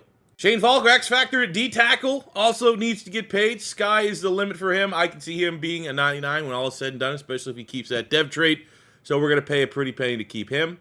Nick Harbor's a big one, 24 years old, freak of nature. I don't know if he'll take this one. 5 years, $129 million. He does. But I think that's about where we need to stop. Johnny Elliott, outside linebacker, is getting classified as an edge rusher, so we're not going to pay that. We have Javon Holland, who is interested. Same with Jalen Johnson and DJ Moore. It's just kind of a tough call here. Which one do we need to stay? Which one is worth it? I think 14 mil for a 1-year rental for Jalen Johnson makes a lot of sense. He's a bear through and through. You have Javon Holland looking for a 2-year. DJ Moore looking for a 2-year. We just have so much depth at wide receiver. Like, do we need to be 3 deep? Expensively 3 deep with only 4 mil. I think that's irresponsible. Looking at Javon Holland, where with that contract, it's still same kind of deal. Would be a little rough to pay him at this point. He's so damn good. You don't have depth there as well, so we'll go very close. This is definitely the tightest our salary cap's been at any point during this rebuild. But we're going to let Elliott and DJ Moore, who's done great things since coming here. I think he's now at least finished his career, will be mostly remembered as a Bear, not a Panther. So DJ Moore, just in counting, he's going to get a little bit more to close out the year. But this is the end, 865 receptions, 12,000 yards receiving, 76 touchdowns. A hell of a career. I'm glad we were able to enjoy it.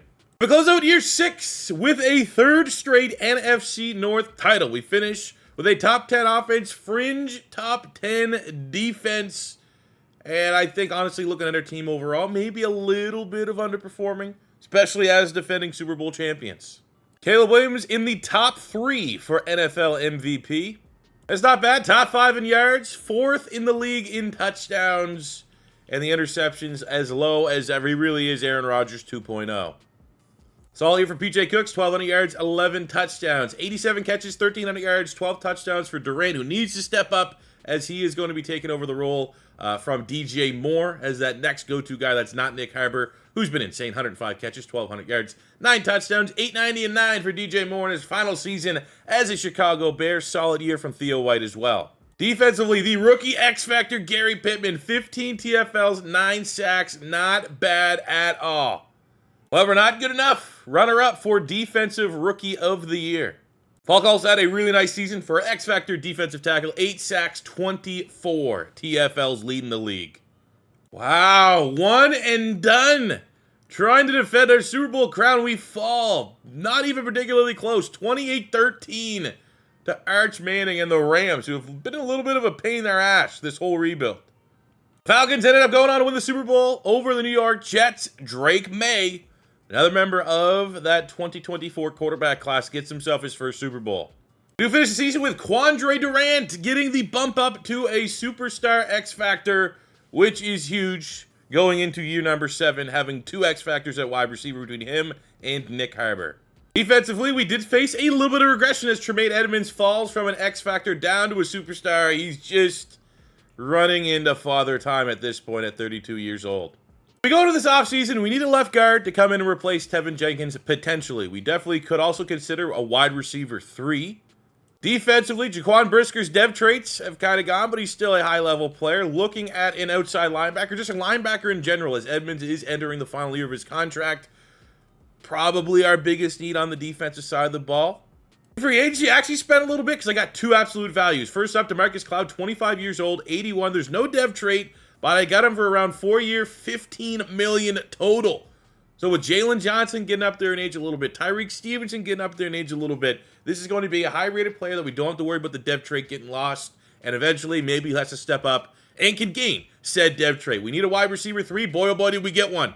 4-year, again, same kind of bargain. 4 years, $16 million total for Cordell Polk. 25.79 with a star dev, and oh man, he just has 98 speed, 98 acceleration. With no first-round pick, our plan is guard. We need linemen. The best player that could come in and start at guard, or at least add competition at guard. And the fact of the matter is, not a particularly strong lineman class. I have Brad Pritchett, who I did scout, AA, B, and a C, but he looks bang on average, to be completely honest with you. And you look at the rest of the guards, all UDFAs at right guard. There's only 1 draftable right guard in the whole freaking draft class. We do get an A pass block on Derek Wolfe. We'll try it. Oh, let's go! Hidden dev out of nowhere. We're just looking BPA. Desmond Carter. I mean, we don't want to pay. I mean, there's a good shot we don't want to pay Cooks at running back. We just kind of rent them like the Philadelphia Eagles. A break tackle, A carrying, 4.39. I'm interested. Tell you what, get the goddamn webcam on me. A catching. Usually that is a good player. I'm going to be surprised that rating's pretty damn good. You get number 0 as well. USC. Caleb Williams. Okay. Need a kicker. Got ourselves one. Looks solid. Sam Bryant out of Notre Dame. B kick accuracy. Great kick power. Yep, that'll do. I feel pretty good about our draft. 70 hidden dev kicker in the 6th round. Couple solid depth moves there. Kirkland. No dev trait, but 72. So that A catching yielded a pretty decent player. 75 hidden dev for Desmond Carter, who is going to be definitely someone that's chipping at the bit. Why do we keep giving them 34? For the love of God, can we actually retire that number, Madden, please? And then we have Derek Wolfe, who is going to slide inside the guard. So he's a 72 tackle. He gets a nice 1-point bump up, 73 at left guard. Not to be confused with former Denver Bronco. And if you know, you know that other story that was going on with Derek Wolfe. Not that Derek Wolfe. This is this Derek Wolfe. Vikings had a very light, and they're trading picks left, right, and center, but they got themselves a very nice running back there, Cliff Jowers out of USC. Lions draft was pretty average, kind of similar to ours in Green Bay. 4 deep, 70 plus to start. Coming out of our bye here in year number 7, very competitive NFC North, 7-2 Packers, 6-2 Bears. This could definitely come down to the wire. Only $24 million of salary cap. For in-house signings, it is going to get a little bit tight. Can't pay everybody. Braxton Jones, at that age where it's a little expensive at this point. Trade Edmonds is already showing signs of regression. That is a little expensive at this point. We've been getting Jalen Johnson on 1-year deals. However, with our limited salary cap space, I don't think that's going to be financially responsible. Same with Tyreek Stevenson. Both just looking for 1 years. We don't have that much to throw around. Eric Sherwood, 80, star dev linebacker, looking for a very affordable deal. We're going to offer him 4 years, $16 million to keep him here, which is great. And he's going to need to step up. Probably look at sliding him inside the middle linebacker to take over for Edmonds. Same with Mello Graham, 79, star dev, 24-year-old corner. I'm going to offer him a 4-year, $12 million deal. That's an absolute steal. I think you can make the argument the most value in terms of starting. He's been a reliable 700 yards. Is Theo White at tight end? We're going to offer him a 4-year, 42. If he doesn't take this, we might pivot elsewhere, but he's happy to remain a Chicago Bear. And for Edmonds and Jalen Johnson and Stevenson, we appreciate everything they've done for us. Edmonds finishes his time here in Chicago, 1,500 tackles, 71 TFLs, 17.5 sacks, 18 picks. We got 716 tackles for Jalen Johnson, 12 TFLs, 27 interceptions, and Tyreek Stevenson, 569 tackles, 14 TFLs, and 15 picks. All really, really great players for us. So we close out year 7, somehow with a tiebreaker, but we will count it. It is 4 straight NFC North titles for the Chicago Bears, 13-4. We got to run the gauntlet, unfortunately. Usually 13-4 is that cutoff that you hope you get the first round bye. But we have the #1 defense in the NFL, a top 10 offense in the NFL. We're going to be a problem for absolutely everybody. We had no award winners this year, but respectable seasons across the board. Starting with Caleb Williams, 33 touchdowns, only 6 picks. 11-10 for PJ Cooks out of the backfield. Harbor and Quandre Durant stepped up as our wide receiver 1 and 2. 1,400 yards for Harbor, 11-13 for Durant. Very serviceable Theo White, justifying the price tag. 62 catches, 600 yards, 8 touchdowns. Hell, he might get a dev trade off of that and get bumped up to superstar. Defensively, Edmonds in his final year as a Bear led the team, 121 tackles, 10 TFLs. We get a big 16 sacks from the D tackle Falk, 9 sacks, 16 TFLs from our 2 X Factors producing. 6.5 from Scotty Daniels and 5 picks. Jalen Johnson going out the way he's been this entire rebuild, and that is an absolute ball hawk. 4 for Holland, 3 from Tyreek Stevenson in his final year as a Bear as well. First round of the playoffs, we run through the Carolina Panthers after being 1-done last year, embarrassingly. We remembered that. We handled business, and Caleb Williams was outstanding here, outdueling Bryce Young. With an NFC Championship game appearance on the line, we're taking on the reigning defending Super Bowl champions, Drake May, and the #2 offense in Atlanta. They also have a top 10, almost top 5 defense. They're not better than us. They are pretty damn good, though. 99 Pitts, 99 Bijan, 99 Drake May. They got Lindstrom, Bates, Brian Branch, Zakarian Branch, AJ Terrell, Newsome, Drake London, Anthony Hill. God damn. But I'll tell you what, they don't got Caleb Williams. They don't got Daniels. And they didn't stand a chance in hell. 34-28 overtime. If we needed a clutch play, it was going to come from Caleb Williams. Now the chance to go back to a Super Bowl, our second Super Bowl to rebuild. What stands in our way is a very legit Seattle Seahawks team. 88 overall, #1 offense, #2 passing offense, top 10 rushing. Their defense is terrible. That should be the difference in this one. And it was. 28, put almost 30 points, meeting the Chiefs in the Super Bowl, which I'm sure is got to be fine. But we handled J.J. McCarthy, 2 picks. Caleb Williams protected the football, 3 touchdowns. Look at that, Edmonds' final run as a Bear. Insane performance. And we know what this is about. We know what they're about. 89 overall Chiefs, 36 touchdowns, 6 picks for Patty Mahomes. Top 5 offense, top 5 defense. The 2 best teams in the NFL. Head-on collision, but we're better. We know we're better. We know we can beat the KC Chiefs here in year 7. Let's go, baby. Jerry World, I don't even think I'm going to need to hop it on the sticks. I trust that my super team can beat the super team, and we strike blood first. Going up 7-zip, Kansas City equalizes. But I'm not worried. We got the touchdown, we get the turnover. We have to settle for a field goal, which I'm not too happy about because we let them get a field goal right before the end of the first half. We've got 2 straight field goals. Kansas City with the touchdown. And this is not great. They're bent not breaking. We got 3 straight field goals. We get that touchdown to start the 4th, which is what we need. 3rd down alert. I think we should be able to see this one out here right now.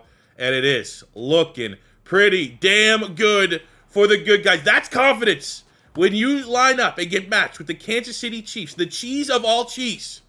And we know nothing about cheese. We play Green Bay twice a year. But the cheese of all cheese. And when I have the utmost confidence that not even at one point did I remotely think I had to hop in. Oh, I need to hold these guys' hand to get their second Super Bowl on the rebuild. Oh, it's the big bad Kansas City Chiefs. There's no way we're going to stop Patrick Mahomes. There's no way we're going to be able to handle what is inevitably going to be a lot of instant touchdowns when you play the Chiefs in the sim. No. I trust the fellas. This team is tried, tested, and true. They have mettle. They have the mentality that they can go into muddy waters with the cheesies of the cheese. We prove that we are the most lactose intolerant NFC opponent that the Kansas City Chiefs could run into. That is Caleb Williams' second Super Bowl. We still got 3 years left of this rebuild. I don't know what classifies a dynasty. I think we still need one more. I think we're still on the hunt for one more. As I'm looking at this, I'm giving Super Bowl MVP to probably giving it to Caleb Williams again. With some big names leaving the team this year, we're going to replace Braxton Jones by bringing Poole from right tackle to left tackle, which now means we need to go out and find ourselves a new right tackle. We also, unfortunately, even though he's at 99, lost the superstar at Cooks at running back. Defensively, Sherwood is going to slide inside the middle linebacker, but we likely should look and be aggressive at finding another partner in crime there for the linebacking room. And I guess you could just look at corner. You could look at safety with Brisker. Maybe get a successor in place there. I'm telling you, fellas, once you get this late into your franchise mode, you can get steals. We got Caleb Alexander here, 2580 star depth. Now, he's more of a pass rusher than he is a run defender, so we're going to have to develop a little bit there. But 4 years, 15 mil. Like this 4-year, 15 mil price range, we're getting absolute bargains. And we also got Cody Young at right tackle, 25 years old, 79, 5 years, 16.5 mil. We're laughing. These are like $3 to $4 million cap hits max. All of our starters are good, but going into the draft, Brisker's in the final year of his contract. Rubin's in the final year of his contract. Porter at guard, final year of his contract. Gervon Dexter, final year of his contract. Poole and Cooks. Well, we have a contingency plan in place for Cooks. Drafted a potential replacement. I'm going to pay Poole, likely. He's going to get the bag out of everyone. So I think going into the draft, Gervon Dexter's replacement, getting youth at D tackle is going to be important. Maybe looking on the interior of the offensive line and or safety. Going to be up front. It's taking everything in my power not to draft this guy.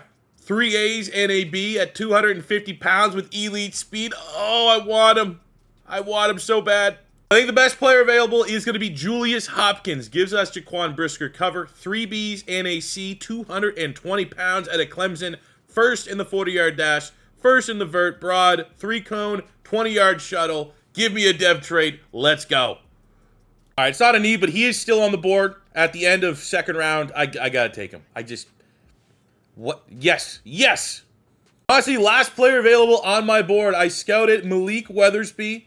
A tackle, a finesse move, undersized D tackle. Just, probably not going to be able to pay Gervon Dexter. So we're going to need some more depth there. Undersized D tackle. We get the dev trait, but my draft board after this, 4, 5, 6, and 7 rounds, not looking good. There's nothing on the O-line either, which is the downside of going that linebacker. If we didn't go that linebacker in the second round, I probably would have been able to get someone that would offer immediate depth and a replacement on the O-line, but sometimes you got to make picks for fun, just for you. Pretty satisfied with the draft. Weathersby, 70. Hidden dev. Montague, 73 with the hidden dev. Led by Hopkins, 76 with the hidden dev.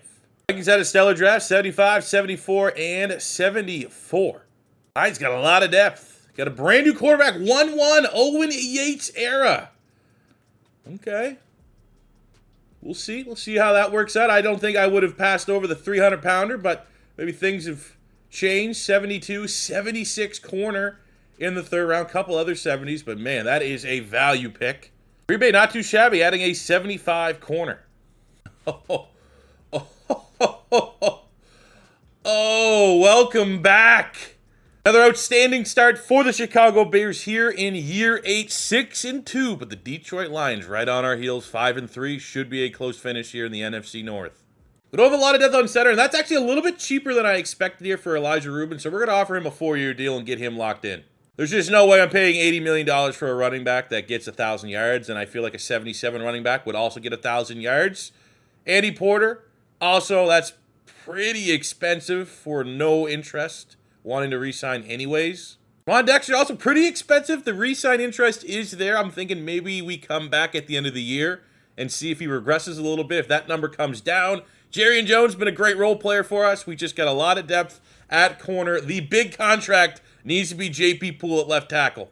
Offer him an insane 6-year, 200. Oh, he needs more than 240? What about 246? What about 246? What about 248? Come on, man. What? $252 million. You fucking asshole. Come on. This year 8, 14-3, another NFC North title, and the #1 record in the NFL, coming off a very impressive Chiefs victory week 18. Our only award winner is Elijah Rubin, the center that we just extended 4 years, which likely will give him a superstar dev. That's a hell of an investment. Williams played well. Touchdowns aren't crazy, but the interception and touchdown to interception ratio has been S tier this whole rebuild. Cooks has his best season, but I think we're ready to move on. Desmond Carter's been getting a lot of touchdowns, and I just, tap ourselves on the back for drafting and developing a 99 running back, but we just cannot pay him. Durant has surpassed Nick Harbor, wide receiver 1, 17 touchdowns. Go, kid. On the defensive side of the ball, Sherwood having to step up into that Tremaine Edmonds role leads the team with 109 tackles, 14 sacks for Falk, 10.5 for Scotty Daniels, 6.5 for Pittman. Maybe a little worried he'll lose that X-Factor dev with a down year. Interceptions, no Tyreek Stevenson, no Jalen Johnson. They're drying up. Our journey to defend our second Super Bowl title of the rebuild starts in the divisional round against the 11-6 Seattle Seahawks, led by J.J. McCarthy and the number 2 offense in the NFL. Their defense, though, is butt cheeks. Track, giving up almost 40 points on the day. Not crazy by Caleb Williams, so it must have been the rushing attack. P.J. Cook showing why he needs that $82 million contract. God damn. That sets up an NFC Championship game against the 12-5 Arizona Cardinals, who are average, top 5 passing offense, top 5 overall defense. Could be a tricky game. It was very close, but we did enough to go to back-to-back Super Bowls, this time running into the Jags. And in this matchup, it was the Caleb Williams show, outdoing another member of the 2024 NFL Draft. Bo Nix is there in Arizona now. That's weird. All right, Jacksonville, what have you done to make the Super Bowl? Cooper DeJean, 99, Trevor Lawrence, Travon Walker, Tyson Campbell, Andre Sisco, Anton Harrison, Mark Andrews, Ethan Burke. And they still got a couple fringe 90 players there led by Trevor Etienne. So they got baby Etienne to surpass his brother there. That's the harsh business.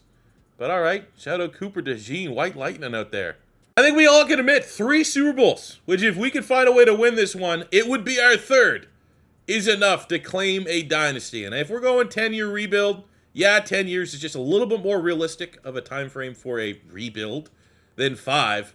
But if I'm going 10, with the standards that I set for myself in Madden, it almost feels like every one of these needs to end up being a dynasty. Close game, 14-10. Let's come in here. 3rd and 8 on the 24. We got a 6'5", 99 speed wide receiver. We have a 5'9", 99 speed wide receiver. We got a 99 quarterback. Let's make some magic happen. We're going to take off with Caleb. Break that tackle, baby. We're going no huddle. Let's keep them on their toes. Let me keep them on their toes. Come on. You can't take me out. Because I got a 6'5", 240-pound slant machine that is uncoverable in these situations. There's just nothing you can do. There's nothing anybody can do. That is why we're so good. We don't need to answer the question, can we go cheap at wide receiver to see if Caleb Williams can elevate his group? No. We're going to have Caleb Williams, and then we're going to go ahead and give him 2 unstoppable wide receivers so that they're all unstoppable together. And there is our 3rd Super Bowl of the rebuild, ergo giving us a dynasty here in Chicago. The monsters of the Midway are back. The defense is elite. The offense has reached levels that the Bears offense has never reached. One of the most historic organizations in all of NFL. All football, be it Canadian football, international football, in the European League, NFL, the Bears are one of the most iconic teams, and they've never had a good offense until now. That is what we've been able to achieve. That is our 3rd. We don't need a glow. We'll get a little glimpse here. Caleb hosting it up again. I assume he's got a 3rd straight Super Bowl MVP. But what a freaking player. What an offense. A juggernaut that we have built here in Chicago. And yeah, with his 4 touchdowns, MVP Caleb Williams. Well, didn't want to have to come down to this, but welcome to the franchise tag, JP Poole. Also going to pick up the 5th-year option for Pittman, who did not lose his X Factor, which is a big win for us. But we are moving on from 2 notable starters. P.J. Cook, 6,000 yards rushing, 50 touchdowns in his 5 seasons here in Chicago. Been a great player. Javon Dexter, my little Florida Gator bias developmental project. Almost 450 tackles, 99 TFLs, 27 sacks, He's been good. Maybe never played up to his rating, but he's been good. And he is not going anywhere. Locked and loaded. Year 9, year 10 of the rebuild. Chuck Vernon, he's here. He's ready. I'm going to be honest. If we make another Super Bowl, I might let him play one. I might let him do it. Going into the offseason, Ruben, who got live of the year, goes up to a superstar dev. We lost Cooks, but we feel like we have a decent replacement to succeed him there in Carter. We do need a right guard on the offensive side of the ball. And defensively, a little light at linebacker. Could look at a D tackle, a Dexter replacement. Maybe get a little more upside in the corner room. Hopkins is ready, though, here at safety. That's the reason why we made him a first-round pick, to succeed Jaquan Brisker at safety. For free agency this year, got ourselves a nice little role player, very affordable, $9 million contract, 3 years for Derek McMichael, 26, 80 overall scheme fit linebacker. Look good with some of my targets later round. Chauncey Forbes got the 3 A's at running back. We'll come back to him. A couple great options on the offensive line. Alexander Cieskowski looks good. We got this center, Carnahan, double B, double A, looks great. Alex Powell looks legit as well. But I think we got to think about the trenches here with our first pick. Devin Day, 6'5", 313. He's a DN, but he'll slide into D tackle. We got B power move, A block shed, which looks pretty decent. B awareness, B play rec, and the physicals are good. 300-some pounds, running a 4.78 elite strength. I'm in. With a name like whatever that is, he got to be good. He got to be great. Oh, no dev. Come on. Last player on our board, Chauncey Forbes, the AAA running back. Combine kind of butt cheeks. 3-cone drill's good. Broad jump's good. Vert jump's good. Usually not great indicators, but we'll roll another dev trait. And for our drafting gap, I mean, once our board fell apart, not great, got some depth. But Forbes, 76 hitting dev in the 3rd round. 73 normal dev, kind of a bit of a wet fart. Devin Day, 74 as a D end. But when we slide into D tackle where he's going to play for us, he finds himself getting a +2 boost up to a 76. What a hit. Midway point of year 9. Trying to defend our Super Bowl title. Or actually, we're trying to defend 2 straight Super Bowl titles. 4-4. Little rocky. Good news is we only have 3 contracts we need to pay out. The bad news, do not have enough money, I don't think. So I'm going to pick JP Poole of the 3. We can only keep... Why is he such an asshole with this? Oh my God. Franchise tag again. You piece of shit. At the end of year 9, I mean, not as dominated of a year as we expected. Still top 5 offense, number 3 defense, a 3-way tie, a absolute bloodbath in the NFC North this year. Our lone award winner is Devin Day, defensive tackle. Hell yeah. The defense as a whole played very well. Pittman, 14 sacks for Falk, and Day, as a rookie, 86 tackles, which is insane for a D tackle. 20 TFLs, 11 sacks. He's a superstar out the gate with a chance to become an X Factor. Durant and Harbor did what they usually do, putting out outstanding numbers. Moving to Carter as our RB1, it's just one of those things, man. It's a revolving door. Any running back would look good in this scheme. They put up the same stat line. A little bit of a down year from Caleb. Don't like seeing under 30 touchdowns, to be honest with you. Everything felt off this year. We lose 2014 in the 1st round. Overtime L, which makes it sting just a little less. But my God, just non-existent from the offense as we crash and burn and all eyes shift toward the 10th and final year of this rebuild. The evil of the year is very disappointing. As you can see, Devin Day, 1st round pick, a DN that we converted inside the D tackle, got an immediate +2 boost. Clearly the position he is destined to play after getting defensive rookie there, after dominating his defensive campaign up to an X Factor. All right, so we used our coaching skill tree to get one more chance at negotiating with JP Poole. 5 years, 218, and he takes it. Let's go. Scotty Daniels, very similar like Jared Verse early in the rebuild. Great rating. Production really hasn't been there. We can't afford to bring back Javon Holland, so we're going to rock and roll, needing a new D-end and a new starting safety this offseason. What we can do at D-end, Caleb Alexander's been playing out of position at linebacker, so we could kick him down to pass rush and find an affordable linebacker to take his spot. For free agency, well, it's our final year. Let's go all in. We're bringing back Javon Holland. We're bringing back Jalen Johnson, and we go get ourselves a nice upgrade at wide receiver 3. We don't have a single hole on this roster. Pause. So for our final draft, we're just going BPA, and it looks like it's going to be Terrence Church, AA, double B, elite agility, change of direction. Welcome to the squad.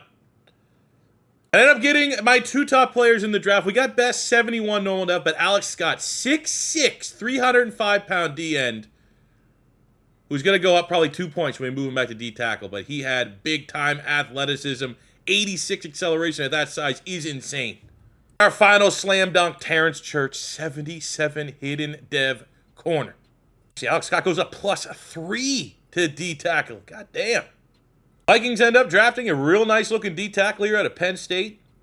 Lions have a very stellar draft, but again, just underperforming, kind of been the outside looking in this rebuild. Had the number 1 pick last year, and end up getting a normal dev top 5 pick. Brutal. Packers go with the rare tight end in the first round, huh?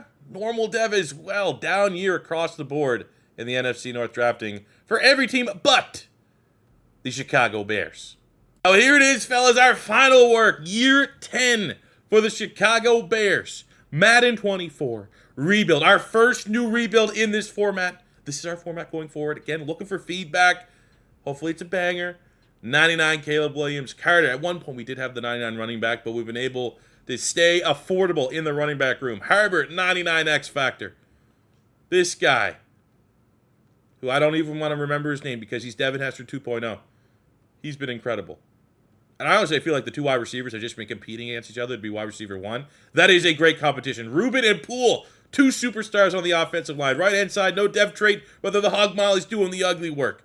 White 91. Defense, 3 X Factors. All drafted. Pittman, Day, and Falk. Linebacker core solid. Secondary, got some veterans mixed in with young studs. Holland, love seeing Jalen Johnson come back for the 10th and final year of this rebuild. This team here, super team. This team here is looking for their 4th Super Bowl in 10 years, and we're good enough to do it. We got to bounce back after last year, where arguably year 9 was our worst year to date. At least we're going to give us a shot here in year 10. 13-4, a win ahead of Green Bay gives us our 6th NFC North championship. We have the number 1 offense in the NFL, a top 5 defense in the NFL. Caleb Williams with an insane season. He went nuclear, 4,200 yards, 42 touchdowns, 3 picks. Also had 500 on the ground, another 2 touchdowns. And he finally, at year 10, gets the MVP award. Let's go. Man, oh man, we got ourselves a juggernaut. Defensive Rookie of the Year, year 1. Year 2, now is an X Factor. Best D lineman goes to Devin Day. Also, shout out, hey, Jared Verse doing the damn thing elsewhere to close out his career. Devin Day, good God. 71 tackles, 15 TFLs, 14.5 sacks. What an absolute dog. Harbor and Durant went off, as only they can. They've been incredibly consistent. Carter was solid. And because this is the 10th and final year, let's look at these guys' career stats, what they've accomplished on this rebuild. Caleb Williams, 38,000 yards passing. 327 touchdowns to 36 picks. Jameis Winston threw that in 1 season. Vernon has never thrown an interception in his career. Almost as impressive. And I'll tell you, if we go to the Super Bowl, I'm giving Vernon the second half. I'll say that right now. Caleb Williams also 4,500 yards, 30 touchdowns.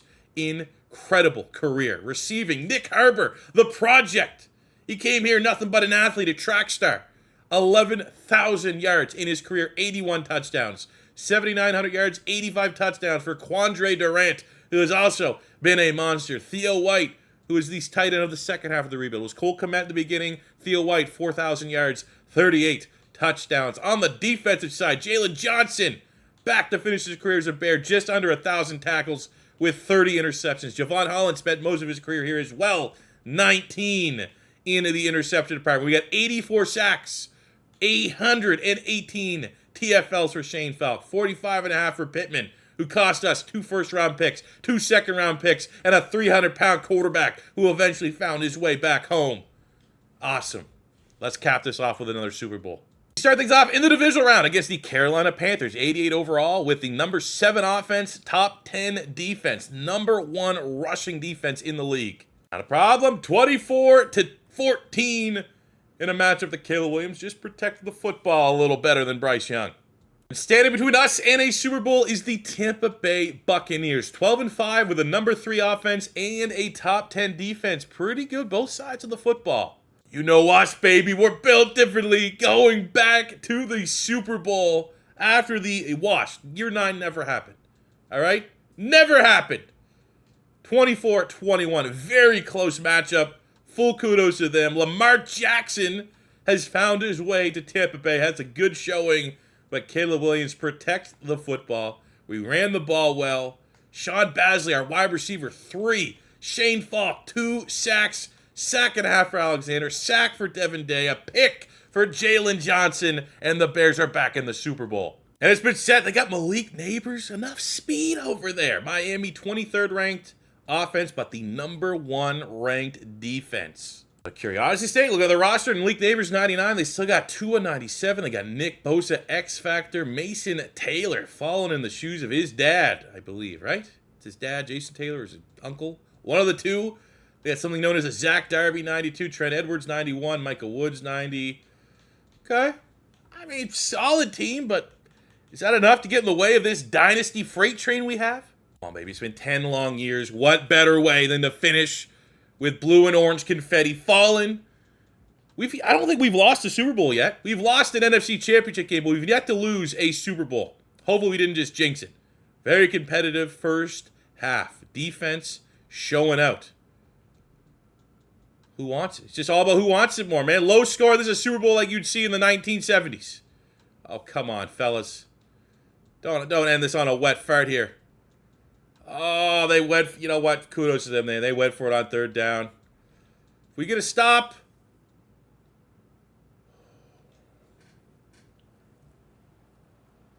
Wait a minute. I know what we need. I know what we need. Caleb Williams already got 3 Super Bowls. We bring out a man that has 1 skill set. 99 throw power. We have Herbert. We have Durant. You know how this is going to end. Send it over the mountains, boy. Let's go. Unstoppable. The 3, he put every bit of that. He's not even 300. We're dogging him. He's 294. A light 294. He's big boned. Let's go! The dynasty.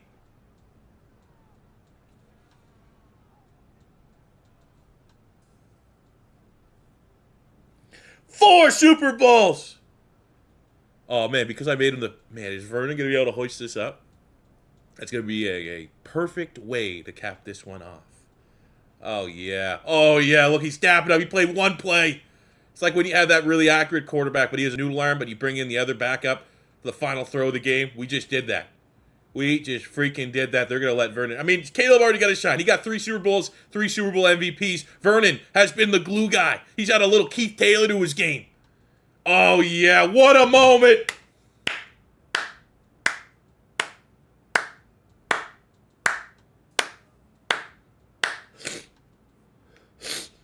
What a moment.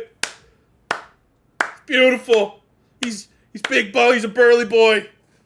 80-yard bomb to win it. I don't know a better way to end this freaking rebuild, fellas. I hope you guys enjoyed. Took me 4 days to record this.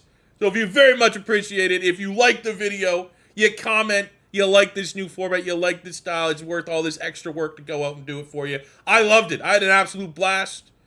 I got to find a way to make it not take 3 days because I want to upload these every other day. So, it's work in progress. We're going to figure it out. But any comments, questions, concerns, please post them in the comment section below. I hope you enjoyed it.